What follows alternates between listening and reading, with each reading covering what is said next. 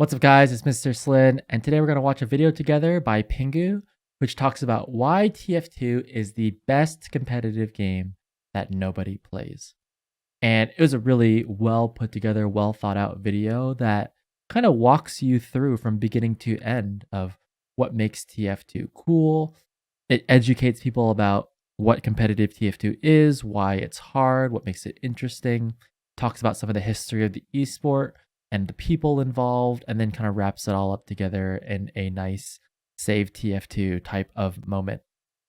And I watched this video on stream, I reacted to it, I thought it was an amazing piece. I was very critical of the video, and I want to talk about that before we get into it together, because I am a very literal person, and I took the title of the video very literally, and looking back at it, I might not have taken it so literally, because the video is like, what makes TF2 the best competitive game that no one plays? And to me, I was like, well, if that's the case, I'm going to really think long and hard about whether or not TF2 is literally the best esport. And if you ask me right now, is TF2 the best esport? I'm going to say the answer is no, because I think TF2 is an amazing esport. I'm extremely invested in it, and I think it's got a lot of great qualities, but I don't think it's the best esport on the market. It's the one that I'm most interested in, but it's not the best on the market. And so I talk through each of the points that were made in the video and kind of break it down as to why I don't think that's the case. And I think it's interesting to share my thoughts with you and you know, kind of have a discussion about it. But then there's this kind of more figurative way of understanding the video title, like what makes TF2 the best? You know, what makes mango the best fruit? You know, like, oh yeah, this is the best. Like, I love this is the best. I'm having a great time. Just generally talking about cool stuff about TF2. And in that sense, I probably shouldn't have taken the video title so literally and just appreciated some of the cool things that makes TF2 so cool. And so, yeah, let's watch the video through that lens. One other thing, I'm going to kind of crop up the video a bit because it got kind of slow in certain parts where Pingu was going into like great detail about what is TF2 and how do the mechanics work and what is 5CP, and I felt like that might be a little bit overkill in terms of the context, so I cut some of those parts out, but generally kept the majority of the video intact. If you do want to see the full video, link to it's going to be in the description below, but without further ado, let's watch the vid. Okay, this video came out on July 16th, so a week ago? Okay, and it already has 118,000 views. That's pretty good. The best competitive game that no one plays competitively. This is TF2.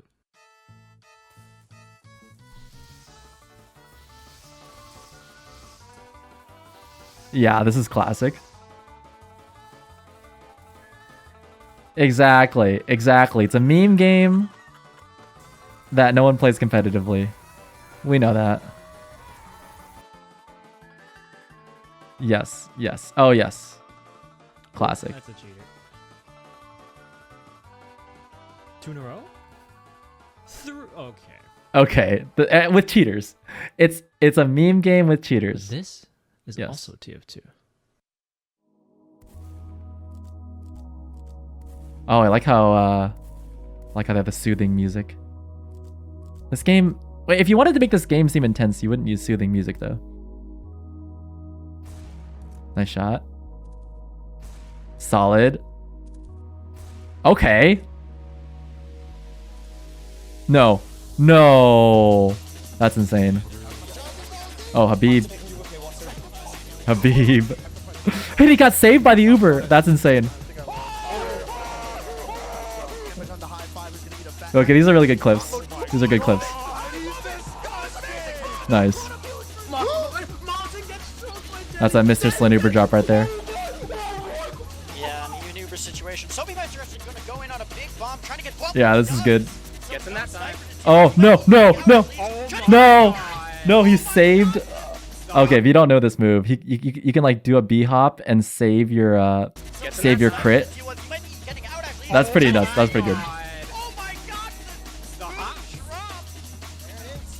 I guess that was Laz going in. Oh. I'm gonna die too! Alex finding another kill.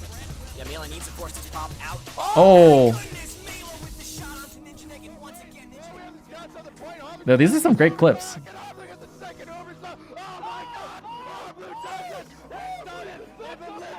Okay, this clip is from like what, like 2016 or something?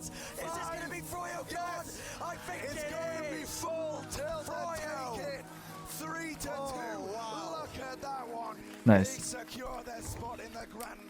Wait, so who's the guy who made this video? Penguify. The TF2 could have been one of the best esports. I don't know if I know them.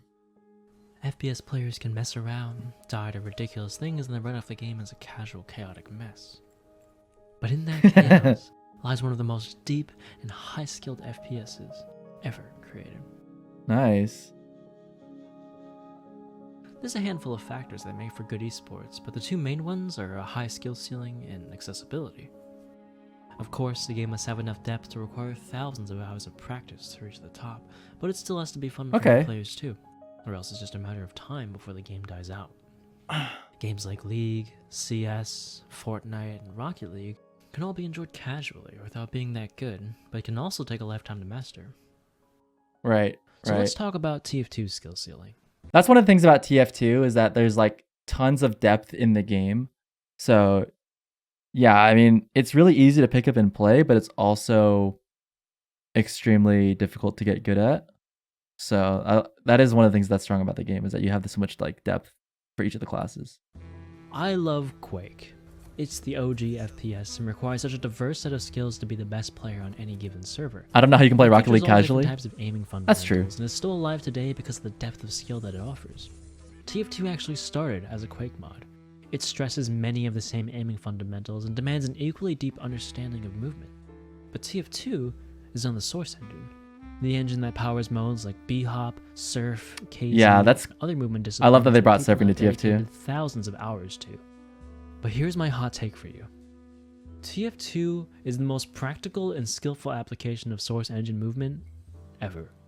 Obviously, we're excluding the raw movement modes in the discussion, but when it comes to combat FPSs, our competition is probably going to be games like Apex, Titanfall, and CS. Right. When it comes to CS movement, your character control and peak mechanics are of utmost importance. But when it comes to other source-based movement options, like your B-hops and KZ jumps, it starts to lack in the practicality aspect. Movement montages are very fun to watch, and while it is an element of skill with great depth, it is usually not the deciding factor of which team wins a game.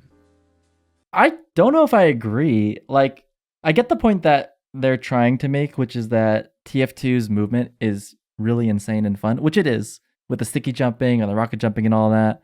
But I mean, all these other Source games, like, movement is really important too. I think that if you talk to any CSGO pro, they're going to tell you movement's very important. But which one is better? I mean, yeah, maybe TF2's movement is better, but I'm kind of biased, so I'm trying not to be. But I think movement in CSGO is also really important and insane. Titanfall is probably going to get me raked over the coals, but while it does have great depth and traversal, speed gain... I actually have a confession. I never actually played Titanfall 2. Defensive movement is much Don't more blame me. in Apex, where people use their movement to create difficult patterns to aim at, strafe mix-ups, or the general finesse that comes from the almost platforming. I mean, it looks really fun. Game. It always looked fun But to do the movement in TF2 has Titanfall. all of these. Your insane jumps and creative routing will get you frags and win you games. That's a good shot. Traversal is also very important, and players who grind jump maps will have this superpower. Of course, it was processed. Where they want to faster than anyone else in the server. Oh my god. Oh, that's Defensive insane, movement actually. Is insanely important. Being able to ride other players' projectiles to safety is one of the many factors that makes That's a good player, a sick but serve. encountering a player with strong defensive movement makes them feel almost unkillable. That's fair. I think that's fair, actually. But I'm biased, so like when I watch these clips, I think the movement is so To cool. illustrate this, But here are two scout players. If you stuck both of these players in an aim trainer, they'd probably get fairly similar scores. But one person is a CS player who's actually quite good at B-hopping, but hasn't spent that much time with TF2 yet.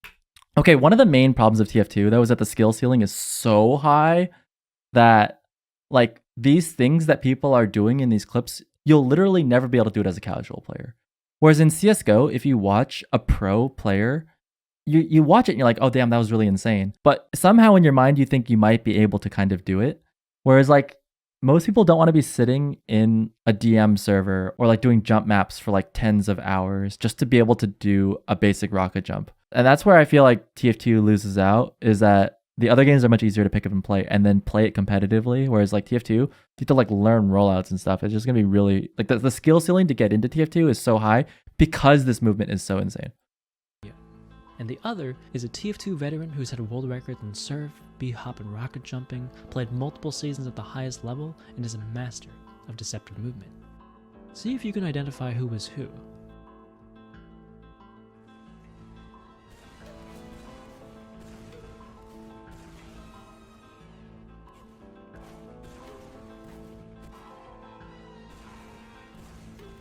Wait, what are we doing right now? I wasn't listening. He said, see if you can figure out who's who. Someone's really good at surfing and the other one's really good at, maybe the surfer is the scout guy? I don't know.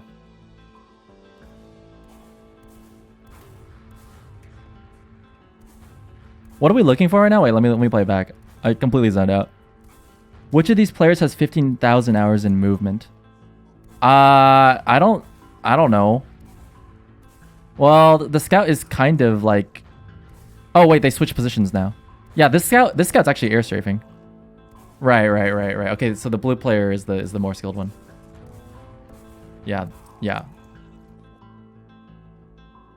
To the untrained eye, the first player was not rockets and dying, but each movement the second air strafing player makes is calculated. From thousands of hours of playing, their movement is designed to bait me to fire a rocket somewhere and then move to safety.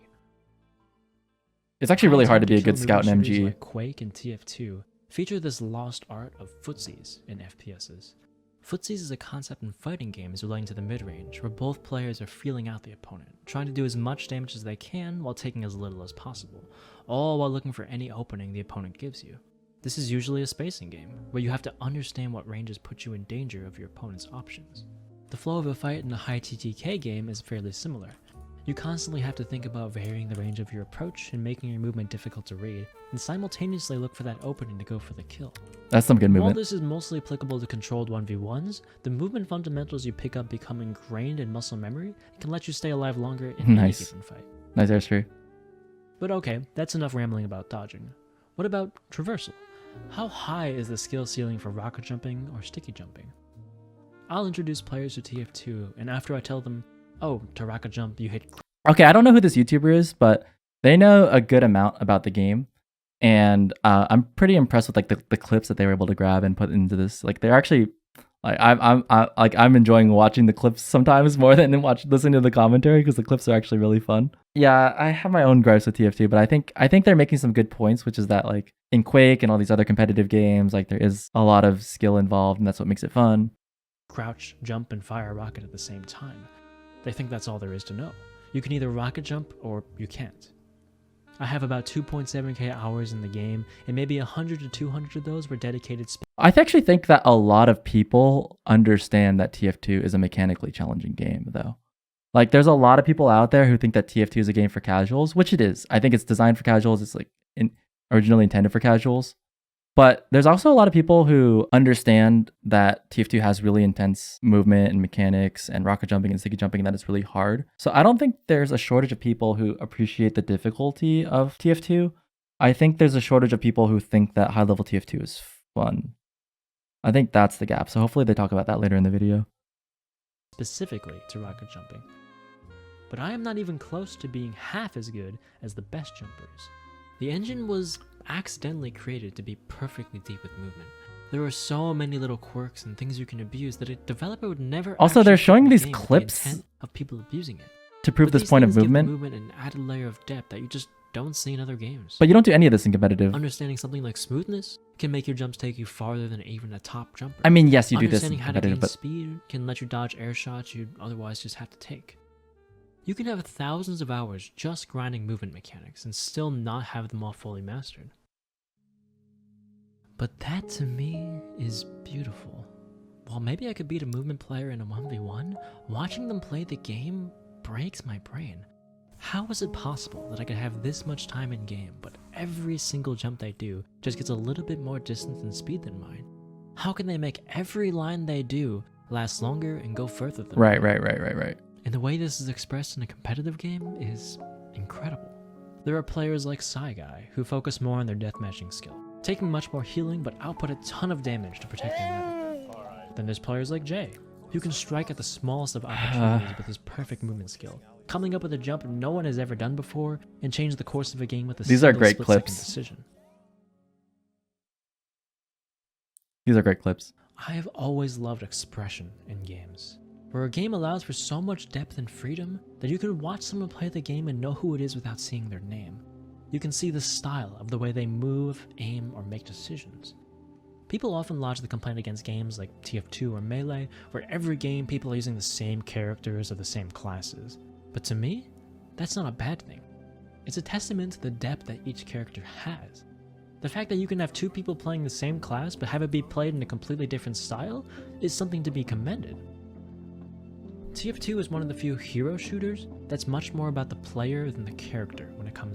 I am really enjoying like the comment. I think this is a great video. Thanks for linking it. I think this person is kind of laying out a lot of thoughts that resonate with me in terms of like why the game is fun and why I enjoyed playing the game. Because yeah, a lot of what they're saying is part of the reason why I played competitive TF2 for so long. There's some parts of it that were frustrating. Like it's like any skill. Like if you don't keep practicing it, then your skill will decay. So you do have to keep maintaining it and keep practicing it just to stay at the same skill level. If you don't, it'll just start decaying on you. You kind of atrophy to nothing. But that's also kind of what made it fun to like log in and just like practice that all the time and just like watch yourself get better at it. Like there's a reason why I have like hundreds of hours in surf mod is because like I just really enjoyed surfing in that game. It was really fun. And I think for anyone who plays any game competitively, you have to enjoy the mechanics. If you don't enjoy the main mechanics of that game, like, yeah, that's not going to keep you around for thousands of hours. So that definitely kept me around for thousands of hours. I can also understand why a lot of people wouldn't want to do that too. To matchups. Any player in the game has the ability to take over a team fight. You'll get frag movies of people killing the entire enemy team for every role and every class. What's up, Garrett? And in a 1v1 scenario, while there are some variable matchups, it's still much more about who's behind the controls and how skilled you are.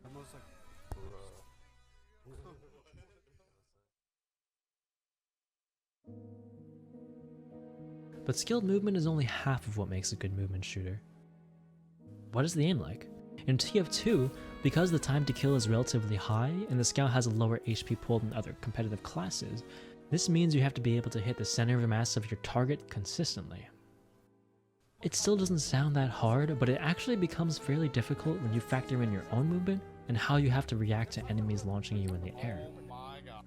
I will say that like the aiming in this game for Scout is definitely not as hard as it is for Counter-Strike. That's my opinion. They're completely different games, like apples and oranges in that sense. In that like Counter-Strike, I feel like you have your crosshair trained on one specific location. And yes, there is some looking around, but in TF2, like your head is completely looking around at all times. So it's like very different. I feel like Counter-Strike is very like precision aim versus TF2 is very like general aim because you're shooting a cone, you know? I think, like they said, the projectile aiming is what makes TF2 really different, but there's so many things that make the aim not as hard as Counter-Strike. Like, there's a lot of splash damage and AoE damage, so you can miss and it's still pretty forgiving. Something like pipes, you're just like kind of spamming them into a corner sometimes. There's a lot of great clips in here of like really precision pipe aim, but there's also a lot of, like the hitbox is pretty big and forgiving compared to a lot of other games where you have to like have really precision aim. So I don't think that part of the aim is like the hypest part of TF2, but I will say that the aim is more challenging than a lot of people give it. It does require hundreds or thousands of hours of practice, so you know, they're not wrong. Thanks to my hours in Kovacs, yeah, there's no recoil, that's true. My shotgun on Soldier is pretty good. I'm used to keeping up with targets, being able to snap to them quickly or track them smoothly. But with Scout, it's a different story. With the way the Source engine works, if you want to survive against good players, you have to be active with the way you move. So it becomes this balancing act of trying to dodge well without making it impossible to do consistent damage on a scout. Some scouts will opt to aim with their movement, using their character control to place the crosshair on their target. Yeah, Vanny's movement's nuts. To their aim, keeping their movement simple in order to burst down their opponents as quickly as possible. And others will embrace the full potential of the movement system and rely on their raw flicking skill to get back on target. Aim in TF2 is so dynamic, and new situations will arise that challenge your aim differently every time you play the game. This is kind of a bad example in terms of the clip that they're using, because I think what they're trying to say is that like simple movement makes it easier to aim, but more complex movement gives you like evasion.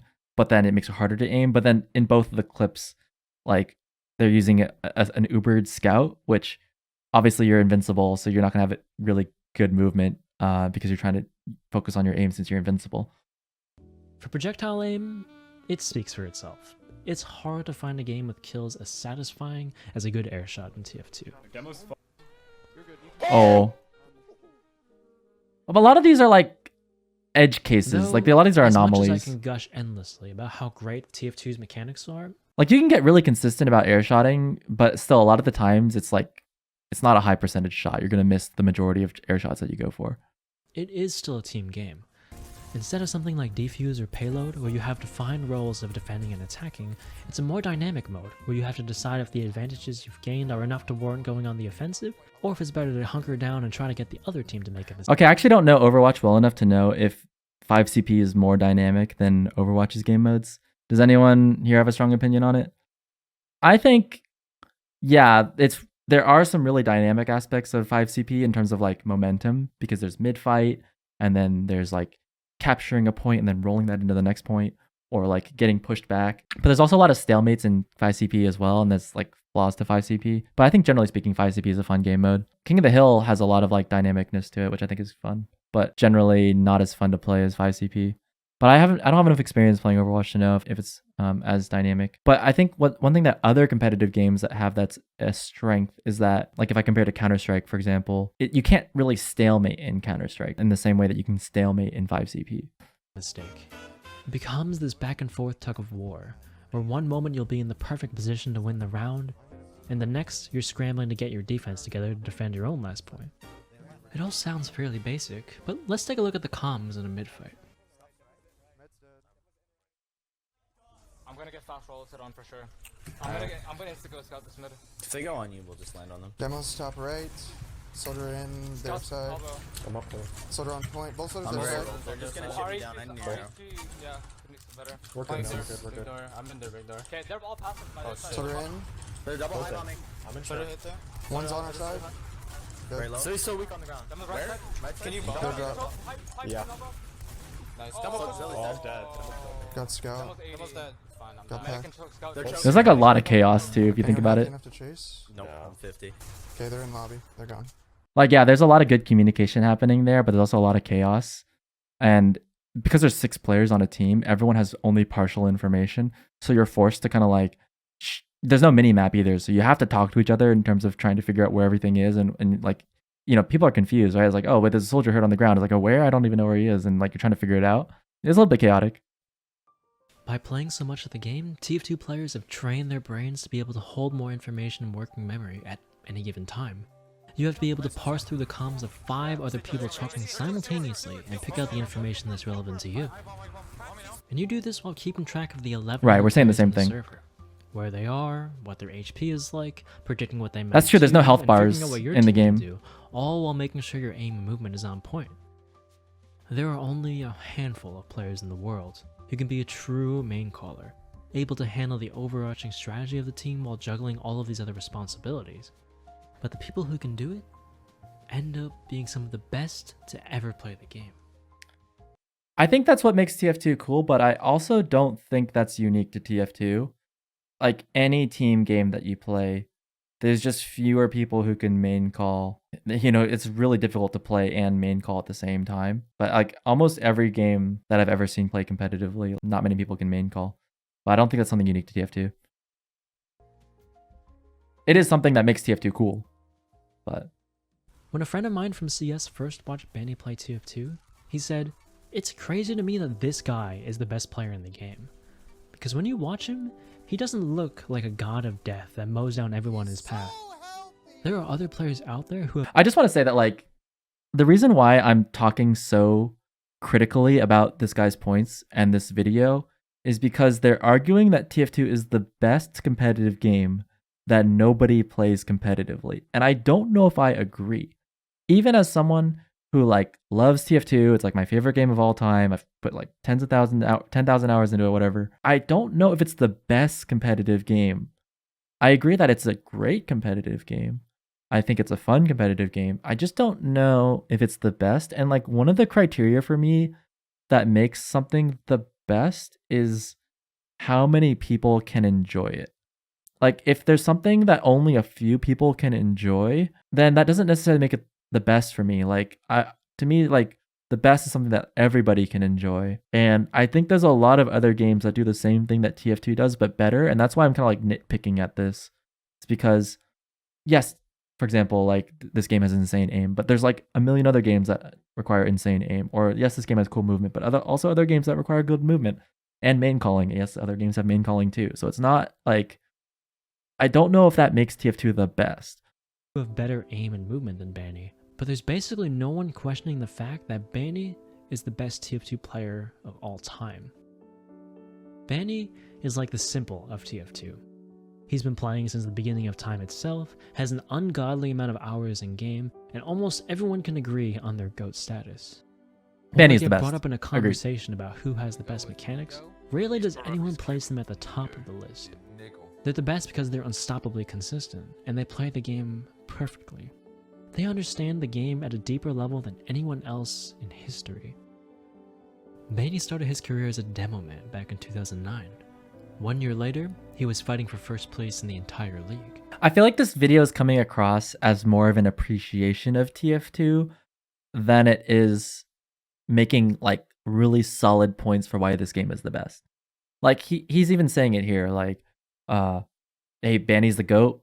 Like other games have GOATs. So it's like, you know, like I'm looking for differentiators. I'm looking for something that makes TF2 above and beyond better than anything else.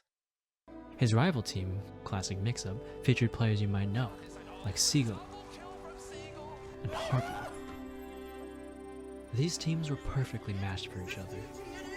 GG goes HRG. Season 13 land champions, a perfect season. Rosters were changed, but You think they're not arguing that this is the best game overall? You think this is the best game that nobody plays?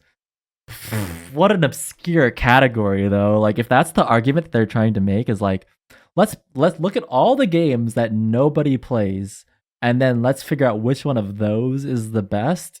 Ugh, yikes. Oh man, that's tough. Like, there's like a lot of games that nobody plays. Like, this is gonna be kind of hard to slog through and figure out which one of those. I don't know, man.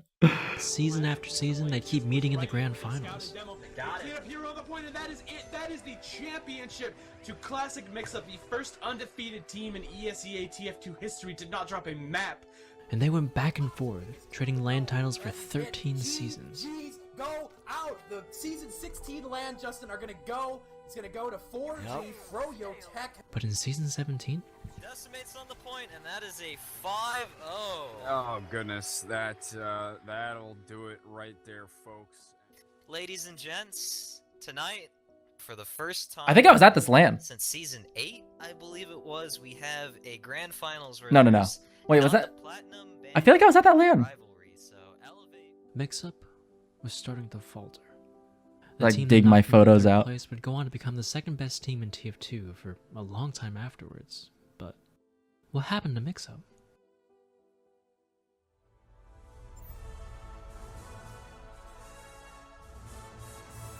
Overwatch, yes. The competitive game that TF2 wishes it could be. Even though the love for TF2 still runs deep with many of the players on Mixup, it seemed like a dead end.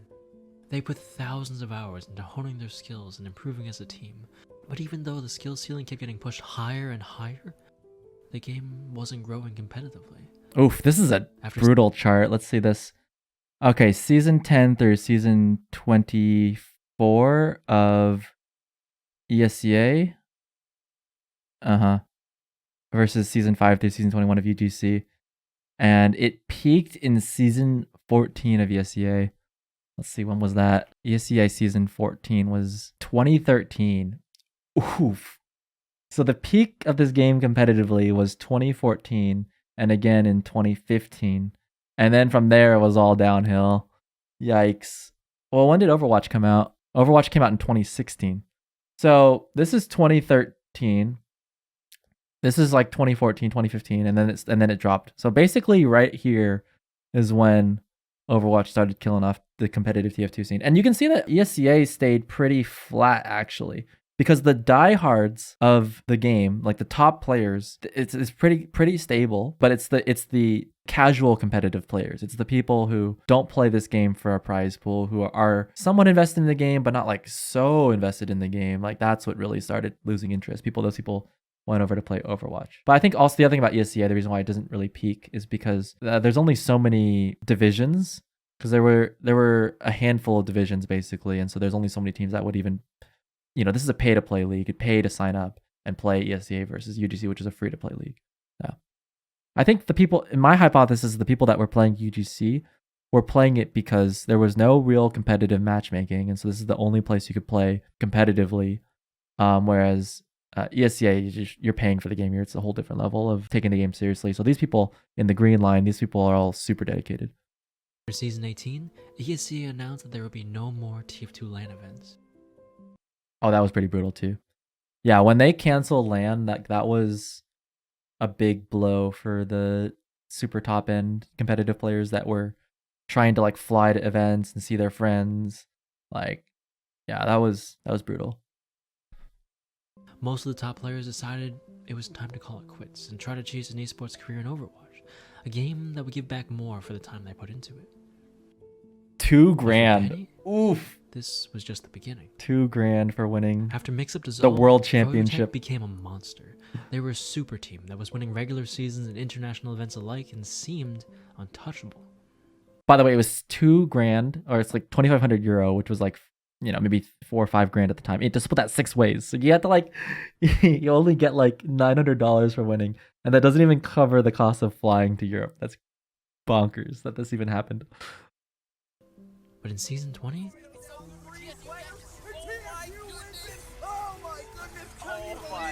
taking down Froyotech in the lower bracket finals.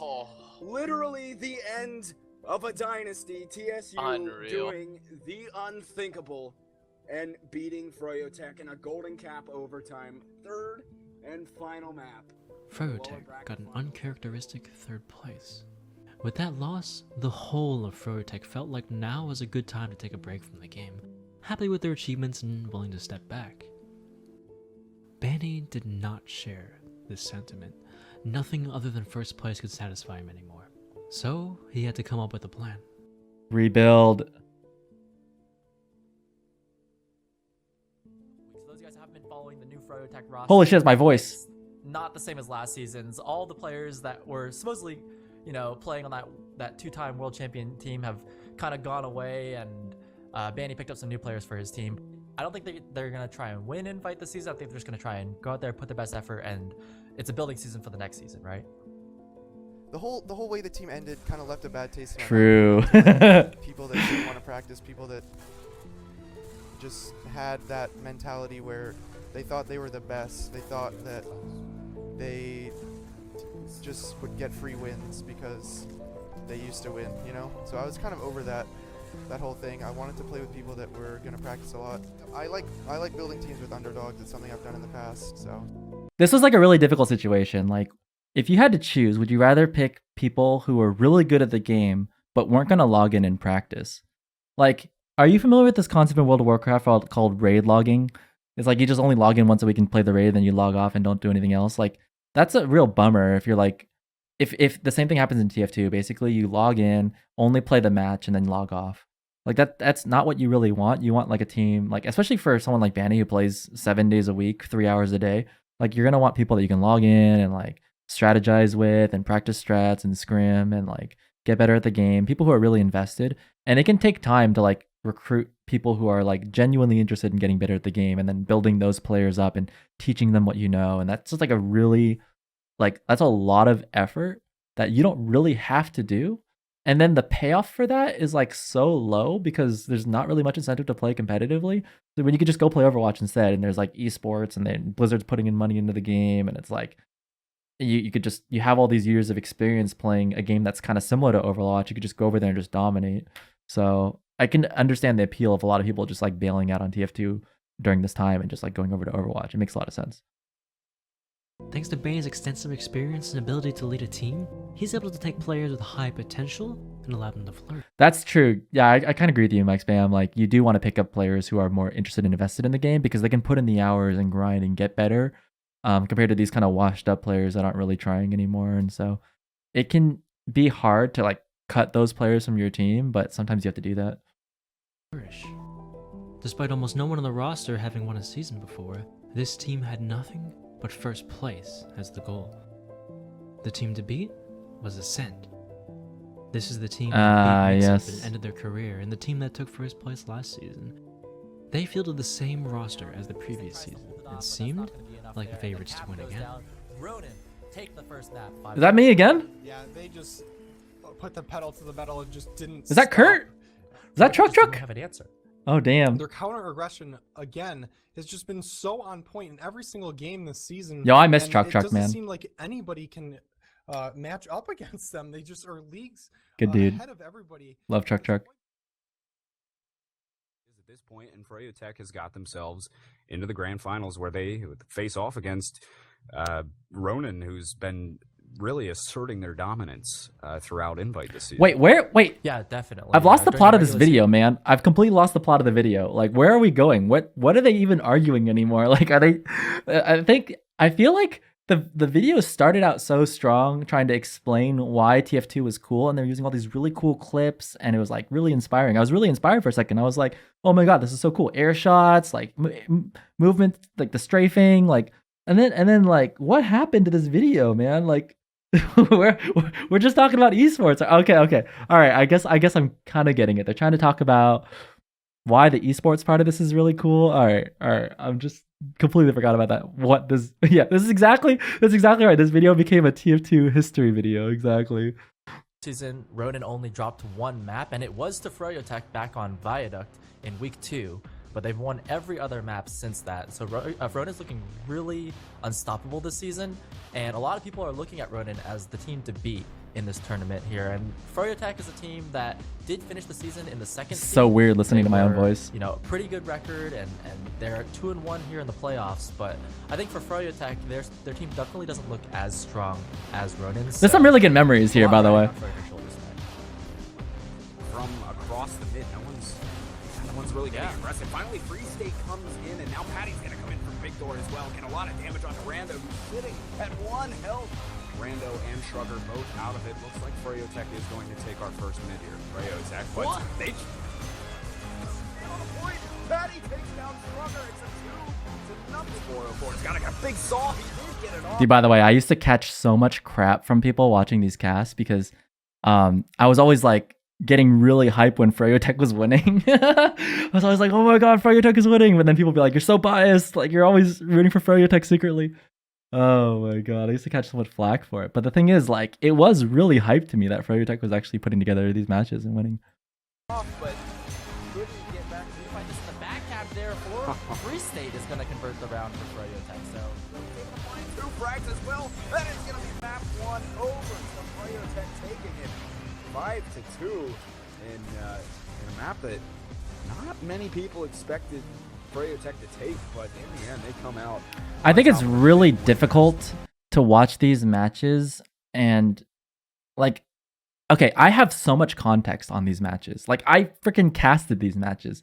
I'm watching them and it's not getting me more hype about this game. So I actually think this part of the video is maybe detracting from the overall argument. I think it's really difficult to tell the story of why TF2 is a really cool esports and why it's worth getting into and getting invested into. And I think they're trying to do that by like getting you to know who Banny is and talking about how, you know, Banny kind of fell off and now he's trying to like come back. And they're trying to get that hype and excitement going. I don't know if I would have done it the same way, but I think this is a decent angle, is like trying to say that like there's really cool esports storylines that are worth following. I think there could have been a little bit more about just trying to watch one match. Just pick one match and try and watch that and try and help people understand how one match is played and how one match can be interesting rather than just like hopping around and picking out. I'm kind of getting lost. Why is Ronan a team that looks so good throughout the regular season and the playoffs? They've only dropped 2 maps. They were looking Sugar's so strong. insane. They were looking undefeatable. how are they losing right now to Froyotech? Season 21 Grand Finals here, headed on into the mid. Great shot from Patty and Brando. They kiss in. Ball here as he works his way into mid. He's taking a lot of Nothing damage, though. funnier than cratering. Demolished him. Like, follow up, and they're gonna pop into the last. Oh man, Freeze got crushed right there. Kill on the make on the right side of Sewers. Great job by them. Oh, and That was an insane shot.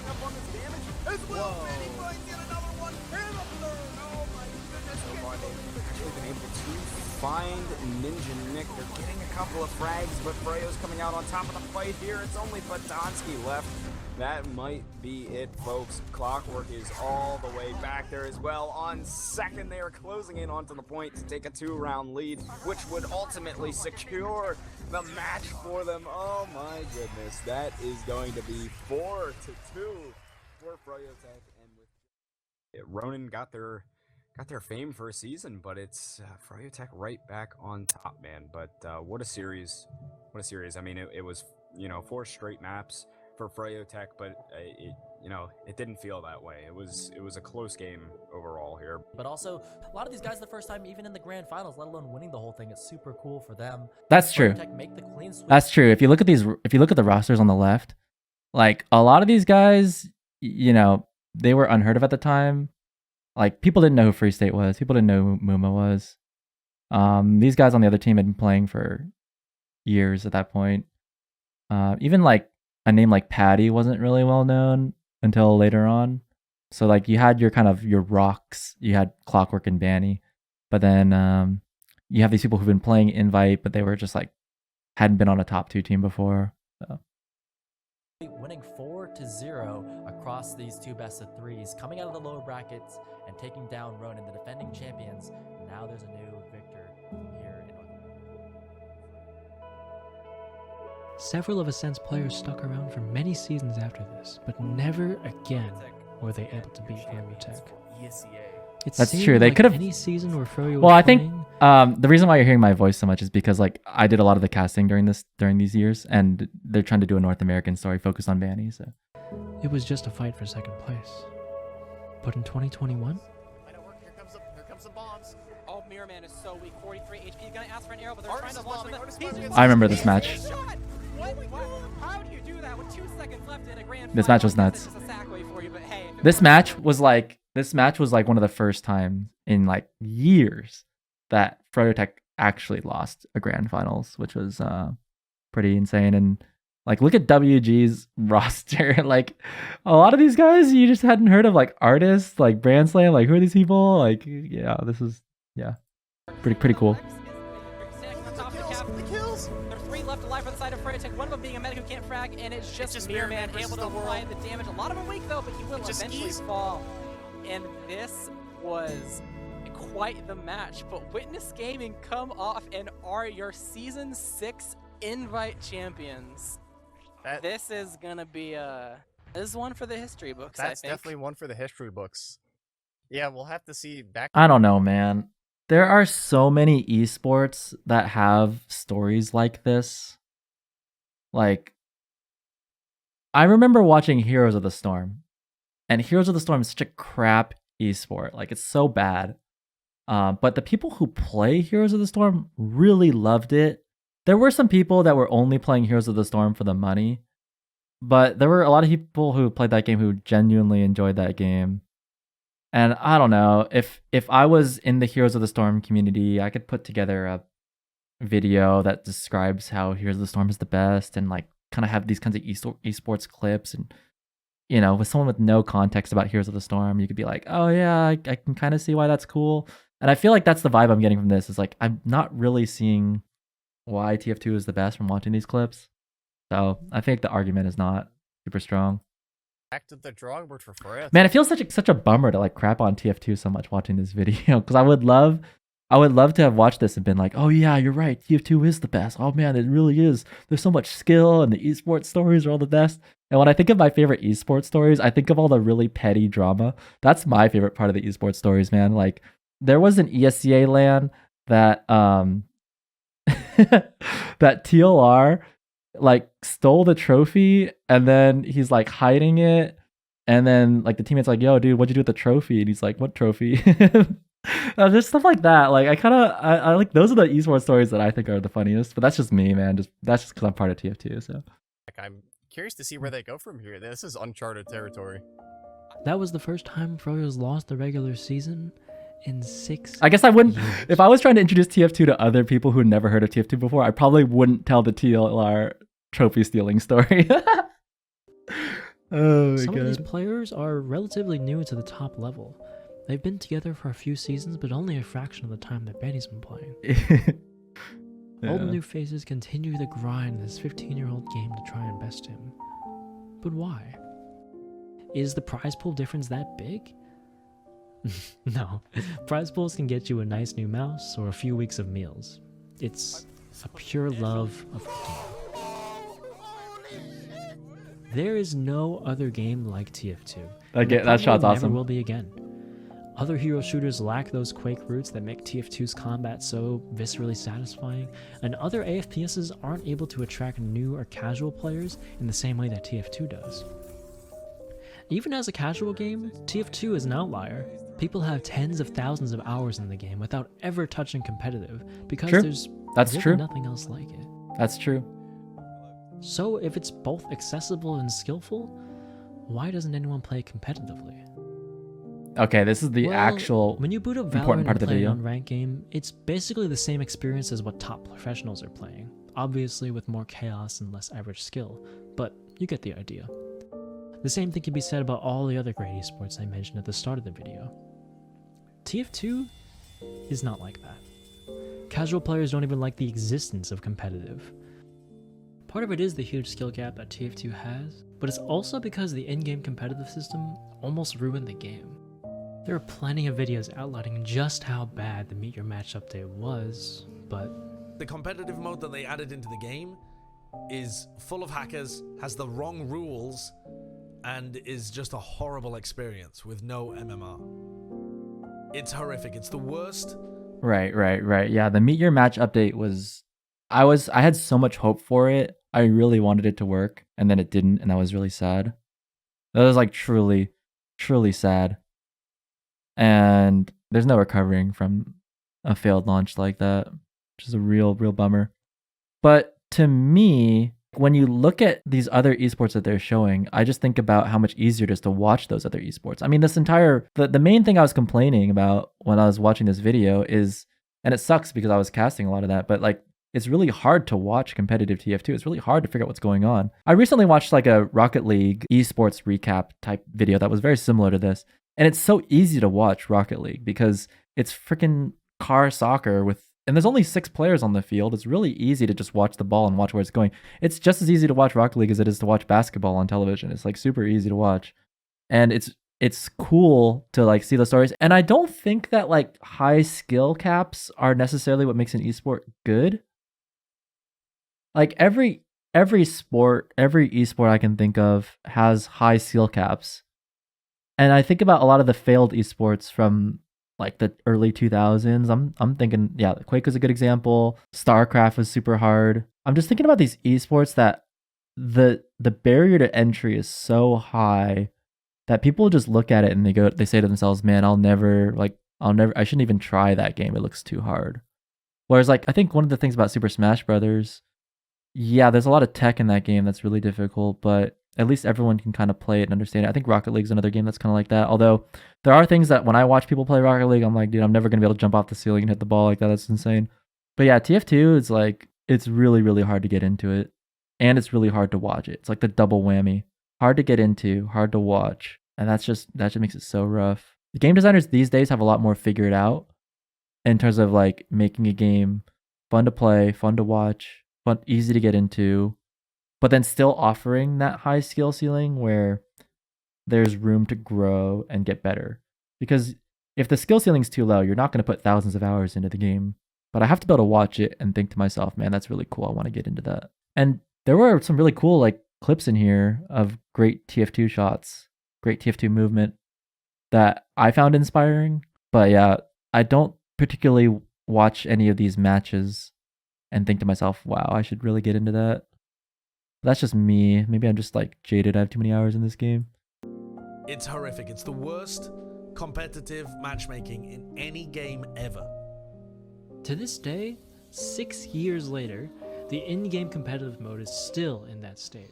Add on to that casual players are forced to use the same matchmaking system to play public games, and that system puts you into games filled with cheater bots. Yeah, it's no wonder why the average TF2 player hates competitive TF2. But competitive TF2 players have hosted events to raise money for charity. That does remind me of like this other thing that casual players hate about competitive TF2 is that competitive TF2 players are always talking down on casual players. You guys ever notice that? Like competitive TF2 is like, oh yeah, I'm like way better than those casuals. Like don't even put me in the same pool as them. Like don't even associate me with them. And then they kind of got this, like, their nose up in the air a little bit, me included. And then like, yeah, casual players hate that because it just feels like us versus them. That sucks too. Years, held their own lands funding prize pools and reserving venues with their own money, and even now, after ESEA and other esports leagues dropped TF2, the community made its own league and funds it itself. And Valve has only given us blog posts and in-game notifications. That's true too. That's been really hard to not get the developer support, but that shouldn't necessarily stop a good esport from being there. I think if the game is truly the best esport, then you don't need developer support to launch your esport. Like, it definitely helps a lot to have good developer support. And sometimes developers can actually ruin the competitive game. There's like tons of examples of that. But I think if the game is truly a good competitive game, developer support is like nice to have. It's not like absolutely required. Hi, my alias is Banny, and I have 23,000 hours in TF2. Jesus. My name is Patty. I have 13,600 hours in TF2, and I've been playing the game for 10 years. I am Jay. I play for Team Froyotech, and I have over 10k hours. This is probably my first time taking anything serious as far as TF2, but... What does TF2 mean to me? I think it means the world to me. I mean, well, not the world. You know, like Mario, they have like little sub-worlds. That's funny. Do I regret any time? To some extent, I do. I think any person is going to have some degree of regret when they have this much time put into any activity. I played the game for 10,000 hours, and I'm hard stuck advanced or ESEA I am. What if I spent 10,000 hours making money? What if I spent 10,000 hours getting an education? What if I spent 10,000 hours learning a game that's more fruitful? True. A lot of people, whenever I show them TF2 clips or anything regarding me on the game, they always say the same thing. They always say, oh my god, I never see you laugh this much, or I never see you smile this much. And it's weird to think about how different my life would be if I never downloaded the game and never gave it a shot. Like, the first server that I played on, it was a TF2 community 2-fort server. There are people that I still talk to every single day that I met on that 2-fort server. I was invited to a wedding recently from somebody that I met on that 2-fort server. You know, I could write a paper about the intricacies and mechanics of TF2 as a game, but at the end of the day, the thing I'll always appreciate the most about this game are the people I've met through it. These are great stories. Connect with pretty much anyone you meet at a LAN tournament because everyone pours in so many hours into this game. Right. And we all love it so much, and it's just like... That's totally true. Like, you don't have to play for money to have a fun time competitively. If I've put 10,000 hours into the game and you've put 10,000, it doesn't have to be 10,000 hours. If I've put 1,000 hours in the game and you've put 1,000 hours into the game, we're both equally invested in the game, then we both feel a sense of like, oh, it's on, you know? I recently bought a card game off of Amazon and was playing it with my girlfriend earlier today. It's this really casual card game. It doesn't really matter what game it was, but since both of us had exactly 0 hours played, right? Then it was totally on. Like, it was like, okay, who's going to win? And we're both competitive people. And since we both had the same amount of time invested, it was like, okay, like, you don't have any advantage more than I do. If I had 100 hours in that card game and she had 0, then if she lost, she'd just be like, it's whatever. He's practiced way more than I have or whatever. And that's actually how a lot of people feel playing Banny, because they're like, oh yeah, like, I'll never be Banny. He's got like 23,000 hours. I'm never going to beat that. And I remember Enigma, who was like, he played on Classic Mix-Up. He was, one of the best scouts to ever play the game.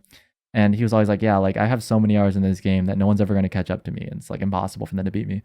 And that's definitely the case here, where if you play against someone else and they got way more hours than you're not going to feel that invested in it. But since you can find people who have the same number of hours as you, then it can make it pretty fun competitively. And I think TF2 does shine through in that sense. But yeah, there's also that thing where like someone's discovered tech that you haven't, like someone knows how to airstrafe and you don't, and you're just going to lose every single time because they know something you don't. That's a real bummer. Sort of like a big extended family is the way I think of it. You know, you see your family once a year for whatever family events, and you see your extended TF2 family once a year for the big events. This part's cool, for sure. Shout out to Fruit, Chunky, Toddler, Slice Rogue, Evil Mr. Muffins, Eckstein, Roaring. Yo, these are all great names. I can't, like, Evil Mr. Muffins, like, oh my god. Again, I just have to say this, like, every esport has this. Not even esports, every sport has this. Like, if you get to the top of anything, every skill in the world is shaped like a pyramid. Whether you're a musician or an artist or a TF2 player, they're all shaped like pyramids. And once you get to the very top 0.01% of whatever that thing is, there's going to be like 2,000 people that are that good at that thing as you are. And it's a very small community at that point, and you all know each other and you all hang out, and it's all, like, look at like content creators, for example. Like at the very top of content creation, all the content creators like know each other. That's why you always see them in the same videos with each other and on the same streams. They all know each other. They're tweeting at each other. They hang out with each other. It's a very small community. They all get to know each other. It's like being brothers and sisters. It's like, it's just your community because you're just so invested in that thing. So again, I think it's a really great and cool part about TF2. I've made a lot of great and awesome friends. And like, I remember saying at one point, and I still believe this to this day, it's like if I play competitive TF2 with someone and they were like, yo, I want to stay at your house, like I would just invite them over and they could stay over. Cause like, I feel that close. It's like a fraternity. But I have to point out that it doesn't make TF2 unique or better than other esports or better than other skills that you could learn. So in that sense, and maybe I'm nitpicking, man, but I just don't, I don't think that's what makes TF2 like the absolute best. Yeah, it makes TF2 cool. It doesn't make it the best. Sin, Danny Hollow. It's just so many people that I just enjoy pugging with. Like seeing them join the pug channel, it just makes me so happy. Like, it's just certain people like that. It just makes me so happy. You will just end up talking to people every single day. Like, basically, what I'm trying to say is that if, let's say Habib woke up one day and he was like, I'm going to play TF2 and be the best at TF2. And then he did it, right? And he had all these great experiences. And you're like, oh man, like looking back and connecting the dots, like I just love TF2 and I made so many, and it's like, that's totally true. But if Habib woke up tomorrow and was like, I'm going to be the best sculptor there ever was, and he was like legit good at it, and he got into sculpting and he was making all these sculptures and like putting them in museums and stuff, like I bet he would have equally cool and fun experiences that he would remember flying to this museum in France and putting his sculpture there and just being so proud and people looking at his sculpture and like enjoying it. Or like he used to stream himself making sculptures. Like I'm just trying to say that like it just so happens that these people liked playing TF2 and invested the time into it. But I guarantee that if we looked at like figure skating or something, we'd find stories that are equally as cool as this one. Like, oh, let me tell you the story of this really cool figure skating event that I did and this competition, and you know, what's her name, Kawaguchi or whatever her name is like the goat of figure skating. And then we could like, or gymnastics or whatever, we could pick anything. Like there would be these stories that exist literally everywhere, and it's just our personal experiences. And I have this very narrow focus that I invested a ton of time into TF2, and that's why I think TF2 is cool. But like I can also understand why millions, if not billions of other people don't think TF2 is cool. You know what I'm trying to say? Like, I just think there's lots of people who don't think TF2 is cool, and I'm completely understanding of why they would think that. For years on end, simply just by being on and playing the game. And you're just allowed to make some really amazing friendships. Just lifelong friendship. People like call friends for life. The best friends I've ever made. Like, I will always have my friends. It doesn't have to be in this game. I feel like there are people I met in this game that I would have like 0% chance I would meet in real life. 0% chance. To say I would want to like trade all of that away, I'm not sure what you could trade me to make me agree with that deal. it's just a wide range of people, not people that I necessarily like agree with all the time. I love all of them. I actually love all of them except for some players who just play one match and done. Like that's it. TF2 is just such a big part of my life. I was sort of hiding it for the longest time, but I just learned to like accept it as who I am. 15 years is a lot of time. It's kind of flown by, but I've enjoyed kind of every minute of it. It's such a big part of my life and the trajectory that I've taken. I hope I could play TF2 forever, really. Until I've explored all those options and really given it my all, I don't really plan on quitting anytime soon because I can see so much potential in the game, and it'd be such a shame not to try and strive for that. People post like, "Oh, I'm quitting threads" every once in a while on TFTV, and okay, I just have to point this out. Like, look at Benny's thighs, man. Dude's got like, he's strong, man. He's way stronger than I am. Like, oh my god. Game I don't know why I was looking at his thighs. Such a shame not to try and strive for I don't know why. people post like, "Oh, I'm quitting threads" every once in a while on TF2, and all the first responses are always like, "See you in like 6 months" or whatever. And it's very true. There's no really getting away once you develop the taste for TF2. As long as there are people like Banny, like myself, like the people who run RGL, the people who run Oz Fortress, the people who run all these community leagues, the people who run the community servers, Dane, people who provide space for people to kind of still play, it'll never go away. Those people don't really gain that much money back, or Sea Bear, doesn't even reach yo, money back at all. And it's just like, damn, the amount of love they have for this game is just surprising to me. Even with no developers doing anything, no updates, and everything just falling apart on our sites, we just keep playing, and everything's community. Valve would have to literally unplug the server and delete the game before people stop playing this game. I feel like part of the reason why I'm stuck on TF2 is because no one has managed to copy it in like a good enough degree. Someone would have to just make a better game, but I don't know if that's ever going to happen, sadly. Yeah, I've just met my best friends playing this game, and I just keep playing it because I'm just not done. It's just so much fun. Just man, I wish I was there. This looks like fun. Playing the game, and I love going to LANs. I can't stop. I will never stop. So, yeah, I think the mechanics of this game are immensely deep and beautiful, and I think that the people in this game are equally as immensely deep and beautiful, in my experience. And I wouldn't trade these experiences for the world. I don't know. What do you guys think? I think this was a great love letter to TF2. For like, whoever made this video, like, legit very much loves TF2. And that's cool. That's cool to see that. I don't know who they are, but I liked their video. It was cool. It was thought-provoking. Made me think about TF2 in a way that I hadn't thought of it before. But I'd say as a love letter to TF2, I think everything that this person enjoys about TF2 came through. And I could see that. I could feel it. And I think they, every time that teary-eyed music came up, like, yeah, it hit me in the feels for sure. I would say figuratively, like being like, yeah, I love TF2, it's the best. Like, then yes, I agree. It's the best. Literally, is it the best? I don't think so. I'm just going to be honest. I don't think it's literally the best. And I want you all to know that if you played TF2 competitively and you got into it and you played on a team and you practiced thousands of hours of mechanics and you went to LANs and you got into shoutcasting or YouTubing or Twitch streaming or whatever, you would have a really great time. And you would, all those things that they said would be true. You would meet amazing people. You'd have great, unforgettable experiences. All that stuff is 100% true. But also, if you quit tomorrow and you did anything else, I guarantee that it's possible to have similar experiences, if not superior. Hard to say. You could have other experiences that are equally cool and that would be equally memorable and equally life-changing.